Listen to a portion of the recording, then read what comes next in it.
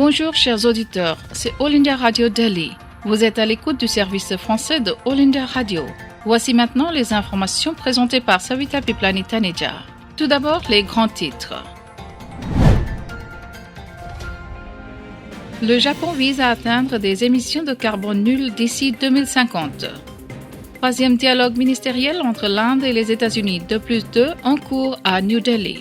Le Premier ministre Modi affirme qu'une Inde autonome sera un multiplicateur de force pour l'économie mondiale. La célébration de 5 jours de festival de Durga Puja se termine au Bangladesh.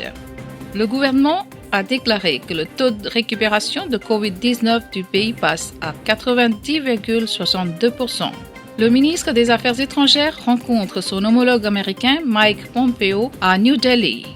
L'Arménie et l'Azerbaïdjan s'accusent mutuellement de violer le nouveau cessez-le-feu soutenu par les États-Unis. Le département informatique effectue des perquisitions et des saisies dans 42 locaux à Delhi et régions de la capitale nationale et dans les États du Haryana, du Punjab, de l'Uttarakhand et Goa. Rajnath Singh rencontre son homologue américain Mark Esper au niveau de la délégation bilatérale. Le Conseil de contrôle de cricket en Inde BCCI annonce des équipes indiennes pour la prochaine tournée en Australie. Chers amis, c'était des grands titres. Voici maintenant les nouvelles en détail. Le Japon vise à atteindre des émissions de carbone nulles d'ici 2050. Le Premier ministre japonais Yoshihide Suga a déclaré que le pays atteindra un niveau d'émissions de carbone zéro d'ici 2050. M. Suga l'a annoncé dans son discours politique lors de la première session parlementaire depuis son entrée en fonction le mois dernier. Le Premier ministre a déclaré qu'il avait l'intention de faire d'une économie durable un pilier de sa stratégie de croissance et de déployer un maximum d'efforts pour parvenir à une société verte. M. Suga a souligné la nécessité d'abandonner des combustibles fossiles pour lutter contre le changement climatique comme une opportunité plutôt qu'un fardeau. Selon le plan énergétique actuel du Japon, 56% de ses besoins énergétiques proviennent des combustibles fossiles. Troisième dialogue ministériel entre l'Inde et les États-Unis 2+2 en cours à New Delhi. Le troisième dialogue ministériel entre l'Inde et les États-Unis 2+2 est en cours à New Delhi, à Maison de Hyderabad. Du côté indien, le ministre de la Défense Rajnath Singh et le ministre des Affaires extérieures M. Jaishankar dirigent la délégation. Le secrétaire d'État américain Mike Pompeo et le secrétaire à la Défense Mark Esper dirigent la délégation américaine. Les deux secrétaires ont précédemment rendu hommage au Mémorial national de la guerre. Les secrétaires américains en visite ont également rencontré le Premier ministre Narendra Modi cet après-midi après le dialogue ministériel. Le premier dialogue 2+2 s'est tenu à New Delhi en septembre 2018 et le second à Washington en 2019. L'ordre du jour du troisième dialogue porte sur toutes les questions bilatérales, régionales et mondiales d'intérêt mutuel. Le Premier ministre Modi affirme qu'une Inde autonome sera un multiplicateur de force pour l'économie mondiale. Le Premier ministre Narendra Modi a déclaré qu'une Inde autonome sera un multiplicateur de force pour l'économie mondiale. En inaugurant le 4e forum indien sur l'énergie, il a déclaré que l'énergie de l'Inde allait dynamiser le monde. M. Modi a déclaré que la sécurité énergétique est au cœur de nos efforts et que l'avenir énergétique du pays est brillant et sûr. Le Premier ministre a déclaré que le secteur énergétique indien sera axé sur la croissance et qu'il sera respectueux de l'industrie et de l'environnement. L'Inde estime que l'accès à l'énergie doit être abordable et fiable, c'est-à-dire que des transformations socio-économiques peuvent avoir lieu. Il a ajouté que l'Inde est l'un des pays les plus actifs dans la promotion des sources d'énergie renouvelables. Le Premier ministre a déclaré que nous avions pour objectif d'augmenter la capacité installée d'énergie renouvelable de 175 gigawatts d'ici 2022 et que nous avons encore étendu cet objectif à 450 gigawatts d'ici 2030. Le Premier ministre Modi a ajouté que l'Inde avait l'une des plus faibles émissions de carbone du monde industrialisé. La célébration de 5 jours du festival de Durga Puja se termine au Bangladesh. Les 5 jours de célébration de Durga Puja se sont terminés lundi au Bangladesh par l'immersion des idoles dans les rivières, les étangs et des fleuves dans le pays. Les célébrations de Puja avaient commencé le 22 de ce mois. Cette année, beaucoup des activités habituelles de la puja, comme la Kumari Puja, la Sindur Khela, la compétition de danse Tunchi et la procession d'immersion, appelée Shobha-yatra, n'ont pas eu lieu, car certaines restrictions ont été imposées par le gouvernement en raison de la pandémie de corona dans le pays. Le processus d'immersion a commencé dans l'après-midi dans la capitale, où les idoles ont été émergées dans le Buriganga. Le gouvernement a déclaré que le taux de récupération de COVID-19 du pays passe à 90,62%. Le gouvernement de l'Union a déclaré aujourd'hui que le taux de récupération de COVID-19 dans le pays a franchi la barre de 90,62%. Plus de 63 000 patients souffrant de COVID-19 se sont guéris au cours des dernières 24 heures. Le ministre de la Santé a déclaré que le nombre total de guérisons est passé à plus de 7,2 millions. Le nombre réel de cas ne représente actuellement que 7,88% du total des cas positifs. Actuellement, le nombre total des cas actifs dans le pays est de 625 000. Le ministre des Affaires étrangères, M. S. Jaishankar, a rencontré son homologue américain Mike Pompeo à New Delhi lundi soir. Selon certaines sources, la réunion s'est concentrée sur des questions clés bilatérales, régionales et mondiales. Le Dr Jaishankar et M. Pompeo ont passé en revue les progrès réalisés dans les liens bilatéraux au cours des 4 dernières années. Le ministre des Affaires étrangères a souligné le caractère unique des liens entre la technologie et les flux de talents. Il a souligné qu'une économie de la connaissance avec une plus grande sensibilité aux données rend la collaboration encore plus nécessaire. Il a déclaré que l'éducation est un lien spécial entre les deux pays et que les deux parties devraient s'efforcer à l'éteindre davantage.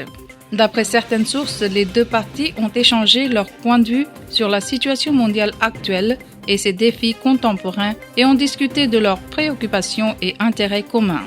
L'Arménie et l'Azerbaïdjan s'accusent mutuellement de violer le nouveau cessez-le-feu soutenu par les États-Unis. L'Arménie et l'Azerbaïdjan se sont accusés mutuellement de violer un nouveau cessez-le-feu soutenu par les États-Unis dans les combats sur l'enclave montagneuse de Haut-Karabakh. Les derniers événements ont soulevé des doutes sur les perspectives du nouvel effort international pour mettre fin à un mois d'affrontements. Le dernier cessez-le-feu a été convenu dimanche après des entretiens séparés à Washington entre le secrétaire d'État américain Mike Pompeo et les ministres des Affaires étrangères de l'Arménie et de l'Azerbaïdjan. Des représentants du groupe de Minsk de l'Organisation pour la sécurité et la coopération en Europe, OSCE, dirigé par la France, la Russie et les États-Unis, ont également participé aux discussions. Le groupe a déclaré que ses coprésidents et les ministres des Affaires étrangères ont convenu de se réunir à nouveau à Genève jeudi. Le département informatique effectue des perquisitions et des saisies dans 42 locaux à Delhi et régions de la capitale nationale et dans les États du Haryana, du Punjab, de l'Uttarakhand et Goa.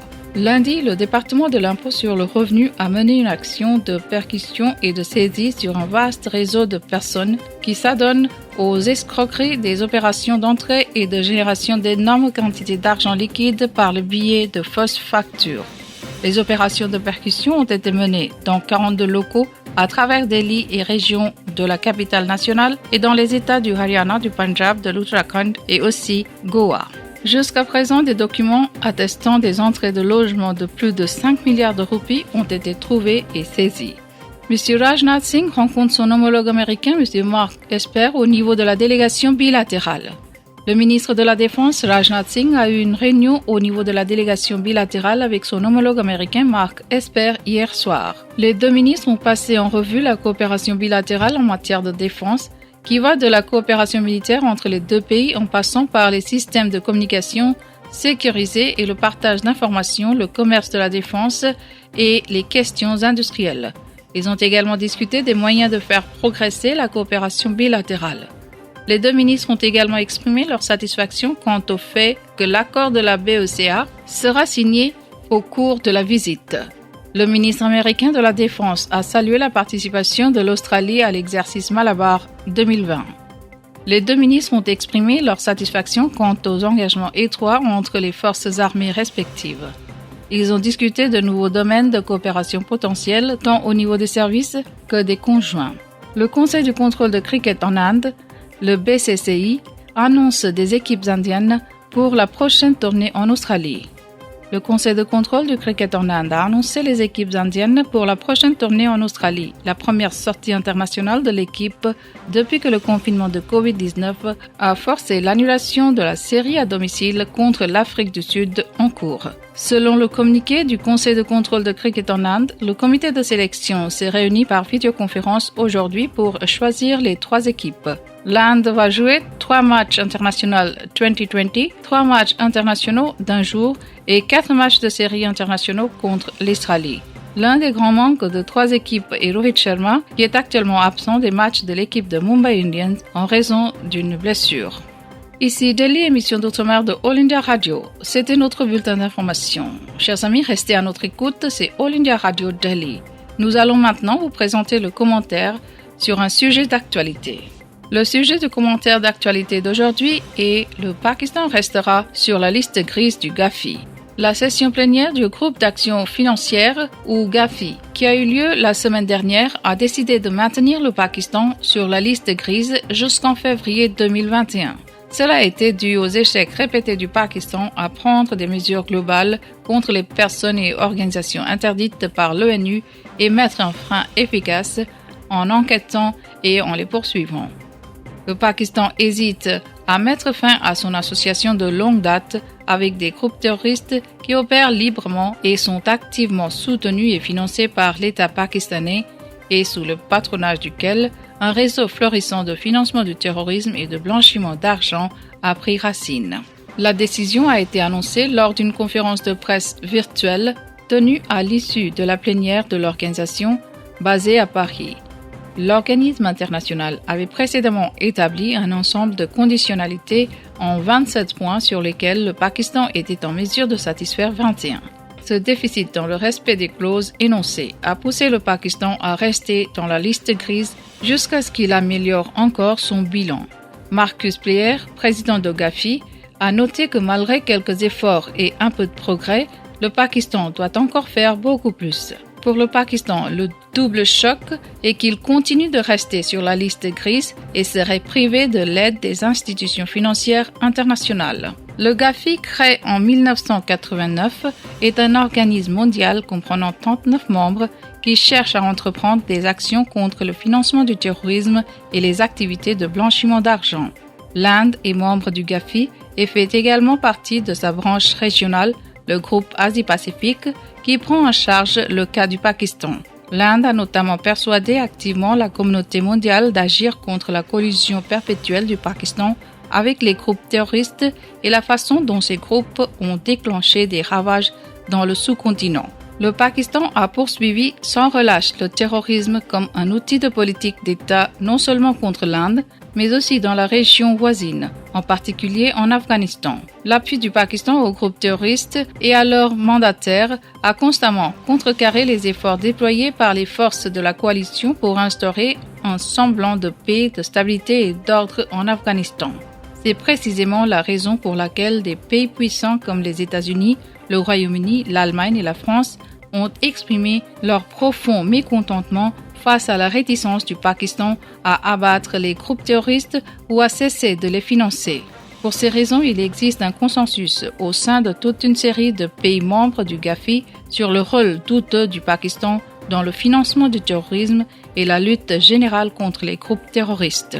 Le Pakistan a reçu le soutien de seulement 3 pays, à savoir la Chine, la Turquie et la Malaisie, lors de la dernière session plénière et en raison de leur soutien, l'inscription du Pakistan sur la liste noire a été retardée. Le Pakistan a été inscrit sur la liste grise en juin 2018 et un plan d'action en 27 points a été donné à Islamabad pour agir contre le financement du terrorisme qui devait être achevé d'ici octobre 2019. En février 2020, le Pakistan n'aurait agi que sur 13 des 27 clauses. Désormais, il a bénéficié d'un autre délai de grâce de 4 mois pour répondre aux exigences restantes avant la plénière de juin 2020. Cependant, en raison de la pandémie de Covid-19, la plénière a été reportée et le pays a obtenu une période supplémentaire de 4 mois. Le GAFI a également suspendu le processus d'examen mutuel entre-temps.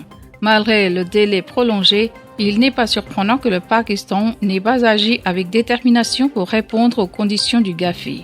Il est tout à fait compréhensible que l'appui à la terreur soit si ancré dans le système et l'établissement pakistanais que même les efforts apparemment paniqués du Premier ministre Imran Khan pour changer ce schéma ne se sont pas avérés utiles. L'équipe d'enquête du GAFI ne se rendra dans le pays pour vérification qu'après que les 27 conditions seraient satisfaites. L'économie pakistanaise est en difficulté depuis longtemps. Le Fonds monétaire international, qui a récemment accordé un plan de sauvetage pour remédier au déficit du pays, a également établi des conditions strictes que le gouvernement pakistanais doit satisfaire. À cet égard, M. Imran Khan est en train de trouver un équilibre précaire entre garder l'armée dans la bonne humeur et vouloir également être perçu comme travaillant sincèrement à l'amélioration de la situation économique du pays. Si le Pakistan espère recevoir l'aide des institutions financières internationales, le seul moyen d'avancer est de mettre un terme aux canaux omniprésents de financement du terrorisme qui existaient sous sa surveillance et de tarir complètement leurs sources et leur origine. Chers amis, c'est All India Radio Delhi. Vous venez d'écouter le commentaire d'actualité. Le texte de ce commentaire était rédigé en anglais par la Dr Priyanka Singh et c'est traduit et présenté par Savita Piplani Taneja, responsable du service français de All India Radio Delhi. Ici Delhi, émission d'outre-mer de All India Radio. Nous arrivons maintenant à la fin de notre programme d'actualité aujourd'hui. Merci.